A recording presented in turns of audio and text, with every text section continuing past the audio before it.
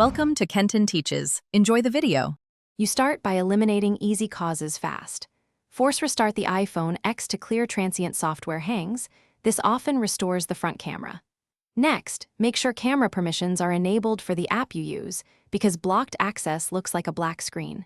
Then inspect the lens and true depth sensors, wipe with a microfiber cloth, and remove any case or screen protector that might obstruct light.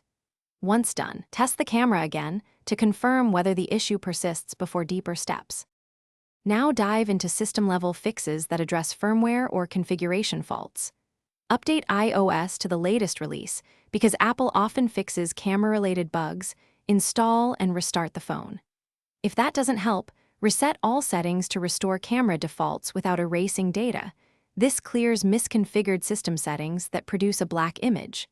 Then test the front camera across multiple apps, Camera, FaceTime, and a third-party app to determine whether the problem is app-specific or system-wide, which guides whether you need hardware repair. If software steps fail, you move to hardware verification. Use Apple Diagnostics via Apple Support or a Genius Bar appointment to test the True Depth module and front camera assembly. They'll report sensor or connector failures. If diagnostics indicate hardware faults, arrange repair through Apple or a certified technician. Front camera and logic board repairs differ in cost.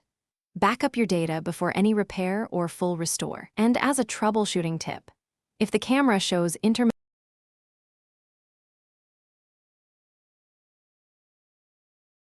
Thanks for watching. Please subscribe if this video was helpful.